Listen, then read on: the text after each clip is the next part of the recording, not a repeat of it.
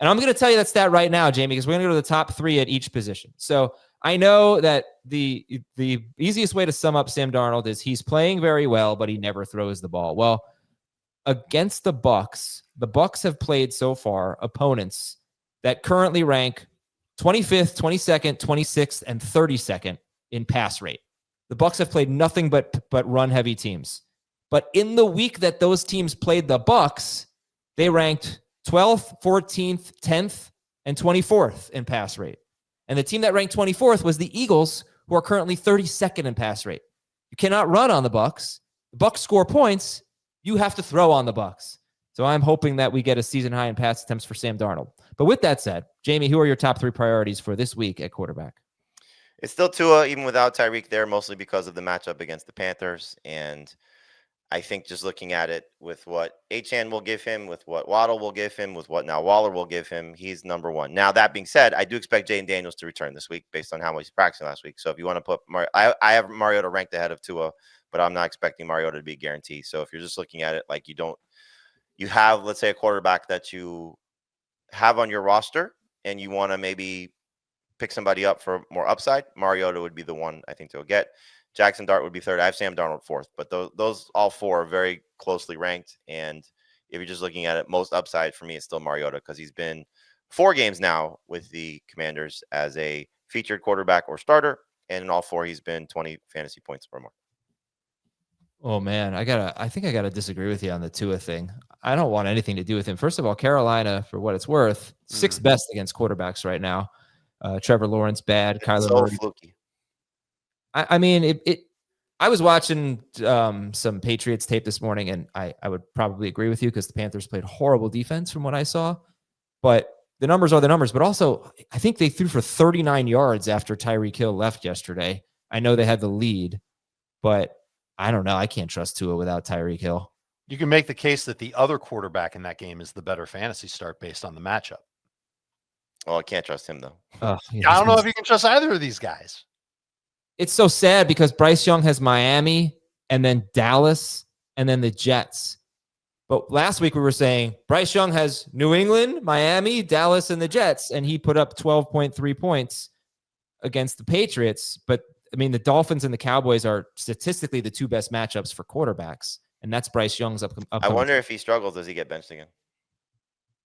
Yeah, Dalton did come in at the end. It was a blowout. All right, so Jamey's going Tua, and then Mariota, if he plays, would actually be ahead of Tua. He's at the Chargers. Jackson Dart at New Orleans. Sam Darnold is 4th against the Bucs. Dave, what do you think about Tua this week? I think he's a high-end number 2 quarterback. I think it's a little bit tougher to trust him because Tyreek Hill isn't there. And for what it's worth, the Panthers defense, at least in the secondary, have played better until last week. And Drake May had a huge game in part because he ran for a touchdown. And I don't know if Tua is going to end up doing that. This could be a game where the Dolphins don't need a lot from Tua. So I think if you look at him as a number 2 quarterback, and I agree, if Mariota ends up starting, he's definitely the guy that I would rather go with ahead of Tua. I think you can make the case for Jackson Dart because he will run. Saints have allowed at least 20 fantasy points to each of the 4 quarterbacks they've seen this year. So maybe it's a little bit of a higher floor for Dart compared to Tua, but I think that they're close. And so if you're a little bit worried about, you just need a quarterback for this week and maybe somebody that's got a little bit of upside rest of season, I think you can make the case for Dart over Tua because Tua doesn't have Tyreek anymore. The only problem with that is the next 3 games for the Giants are absolutely miserable, with 2 against Philadelphia and 1 against Denver. Like, what would you have said about the matchup against the Chargers? Not that he had a great game against the Chargers, but it was okay. And by the way, to be fair, Dart lost neighbors. So it's right. All 3 of these quarterbacks, Tua, Mariota, and Dart, are currently missing their number 1 wide receivers. Well, quote unquote number 1. Debo might be the Commanders' number 1. The way I look at it is, who's going to get me to 20 points? Mariota has proven he can get north of that. For sure. Dart is a mystery bag, but he gets a great matchup. Tua is now a mystery bag, gets a great matchup. And to me, still has the best weapons available right now, even without Tyreek there. So that's why I still trust him in his matchup more so than the other guys. You know who has better weapons? Sam Darnold. Yeah, I don't know if that's true, actually. But yeah, Darnold's got to be a close fourth at least. Listen, Darnold's in a great spot. He really is. It's just a matter of will he, you said it, will he throw enough? He's averaging 25 pass attempts a game. Like that does not feel great. Yeah. And yes, it's tough to run on Tampa, but being as banged up as they are defensively, will that still hold up? It's true. That's a good They're point. also banged up in the secondary, though. So this could be Seattle gets away with what they want, but volume is going to come back to bite Darnold. So I agree. I like the other quarterbacks better for this week. You know what? You guys are entitled to your wrong opinion. Let's go to the running backs. No, it's funny because I know Tyreek injury changed it, but you were on board with when we did our waiver wire express yesterday. You were like, "Oh, you convinced me that Dart and Tua and Mariota are all better than Dart." No, I don't think Dart. There's no way I'd start Dart. Well, I'm just saying that your sentencing, your phrasing, your words were you convinced me on those guys over Darnold. I think I only said Tua and Mariota. All right, we'll go back and watch. Yeah, you've been misquoting me quite a bit lately. So, all right, Dave, top 3 running backs. Woody, then a Bucks running back, and then it's a close call for me between Kendre Miller and Tyjae Spears. I'm going to think long-term and say that Kendre Miller is the 3rd best running back that you can get off waivers, but it's a long-term play. I do like that his touches have gone up each week so far this season. Last week, 11 touches, finally a double-digit PPR points. It seems like we're getting to the point now where he's going to take work away from Kamara. And what if Kamara gets traded? What if Kamara gets rested for the last few weeks of the season? Again, this is not somebody that you can start and feel good about in week number 5, unless you're desperate at running back. But I think Kendre Miller's role is only going to continue to increase and get better. And that's a running back that I'd want to have on my bench. It's not going to be a huge priority. I shouldn't have to spend more than 5% of my fab. Should be able to get him with my second waiver run. But I think there's a spot on fantasy benches for Kendre Miller. He's available in 70% of leagues. I think it's time. This is totally my fault. There's 35 minutes into the episode. It's probably time to talk about the running back who scored over 30 fantasy points last week. Is 22% rostered, I believe, is going into a bye. Top 3. Kenneth Gainwell. Without a doubt. But would you have him 3rd, Jamey? So if we find out that there's nothing wrong with Bucky and he's fine, he's 2nd. And it's a close 2nd to Woody Marks because we don't know how long Jaylen Warren's going to be out. Like Jaylen Warren hopefully is back week 6 and back to being his role.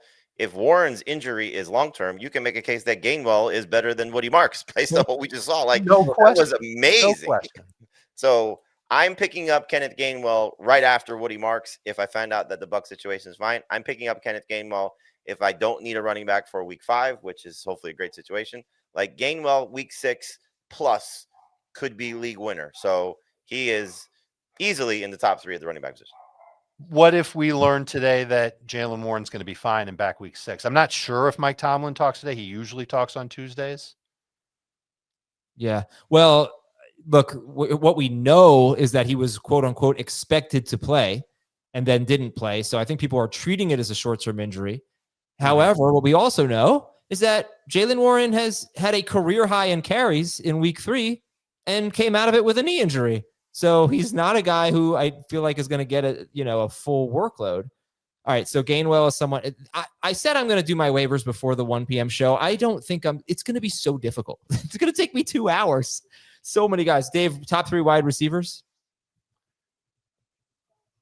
Dave? The Giants guys are first. If Wandale is out there, I'd take him ahead of Darius Slayton. I think earlier I said Malik Washington was somebody that you can go and grab. I think I might take Io Manor. Again, thinking rest of season. And we've been talking about him a lot, and last week was a major disappointment. But I think I'd rather have Io Manor than Malik Washington, but those are going to be my top 3/4 receivers. What about Romeo Doubs coming off a 3 touchdown? So listen, and the reason why I didn't include Doubs or Gainwell is because they're not playing this week. Okay. And so Gainwell, if you need him this week, you're in big trouble. And then we don't know what his role is going to be. But yes, Gainwell should be ahead of Kendre Miller, especially if you're picking up Miller for long-term. Gainwell is the much better ad for long-term. So that's my bad. And Doubs is the exact same thing. So Doubs should probably be behind the Giants guys. Someone in the chat is asking, pick up Tucker or White. And I don't know if we explicitly Sean Tucker or Rachaad White. Yeah. No, I know who he's talking about, but we prefer Rachaad White, right?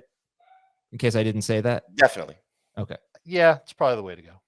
Jamey, who are the top 3 tight ends? Darren Waller would be 1. Brenton Stranger would be 2, and Mason Taylor would be 3. Now, you can make a case for Tommy Tremble if you wanted. Tremble was actually second for me prior to Monday night just because of what he just did, what the matchup is against Miami. And it wasn't just Tremble. They had another tight end that also worked in as well. So this receiving core needs Jalen Coker back right now, and hopefully he returns. So just keep that in mind. He's eligible to come off IR for this week. We have not heard anything except for 2 weeks ago when Dave Canales said week to week. So we don't know if that meant he's going to be ready for when he's eligible to return or not. But just looking at Jatavion Sanders out once again, there could be a big opportunity for Tremble, who had 8 targets and 5 catches in last week's game against the Patriots, and the Dolphins couldn't stop Mason Taylor, who had 7 targets for 5 catches. But I think just looking long-term as well as short-term, Mason Taylor gets the Cowboys this week. He would be third behind Waller coming off the big game. Strange now back-to-back games with 10 PPR points or more. I don't know how huge of an upside play Strange is. He's more of a floor play at this point, just based on what we've seen. Agreed. So Waller to me is the easy one to go get because there could be immense potential for him if he stays healthy, and now with Tyreek Hill out. Okay, and Mason Taylor with 13 targets in his last 2 games. And actually, it's a little bit of a trend right now. These rookie tight ends are starting to carve out bigger roles. Gadsden saw an increase in his snap share. Elijah Arroyo has seen an increase, and he had his best game. It wasn't that good. Mason Taylor, again, 13 targets in his last 2 games. That's really huge for a team that is desperate for a second receiving option. I think also just keep in mind, which I think is a positive for Taylor, it came with 2 different quarterbacks. Mm-hmm. So it's not necessarily a quarterback thing favoring one of these guys or a quarterback thing favoring him. It's the offense now allowing him to operate a little bit more. So it was cool to see, especially, going back to Miami where his dad played.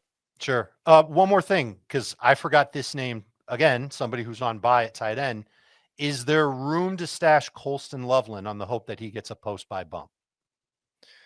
I wouldn't make that a big priority because he's coming off an injury. You have to. Yeah, but you got to have a pretty deep bench to be carrying a player like this who's done next to nothing and coming off an injury. So sure, if you can afford to carry him, I don't know. If I'm picking up a young tight end that's available in free agency right now, it's Mason Taylor without question. I agree, but it's the exact scenario you laid out, and there's probably 10% of the audience that has something like this. But we were drafting Colston Loveland. We weren't drafting Mason Taylor. We weren't drafting any of these tight ends that we're talking about. And if Loveland ends up getting more work in the Bears offense has really proven, despite what we saw against Las Vegas, they can move the ball downfield. That's somebody that I'd want to have on my bench. You don't even have to do it today. You can probably wait till Friday or Saturday to go get Loveland and stash him on your bench. And just to go back to the running backs, if we find out that there's something significant for Trey Benson, DeMarcado now becomes probably. Is it right? I don't know. I don't feel like. Is there another running back they have that could actually? Michael Carter's the other guy. One of them's going to play just on passing downs, and the other one's going to play rushing downs. That's how they've operated since Drew Petzing's been there. I'm kind of leaning Kyler as start of the week. No, it will be Carter. I think this is actually a good point because Carter last year, as I recall, had a huge game in Connor's. Now he had 17 carries in week 18. He had 13 carries the week before that. So I don't think they moved DeMarcado. I don't know. I'm just speculating here. It's possible that DeMarcado stays in his horrible for fantasy role, and Michael Carter would get the boost there. By the way, hold on. Colston Loveland, to your point, they wanted to get the tight ends more involved. He ran 5 routes before getting injured. He had 3 targets on his 5 routes, and he was maybe in line for a big game. You'll hear his name again on Thursday. By the way, the running backs we're talking about now, like DeMarcado and Michael Carter, these are week 16, 17 guys, and it's week 5. I know. What a nightmare this season. I almost think, though, in the case of somebody that's on a bye coming off an injury, you could just wait till next week and get him when nobody's paying attention. Yeah, probably. But those of you who are listening now, it is possible we're getting an increased role from Colston Loveland. Hopefully. They tried to do that in week 4.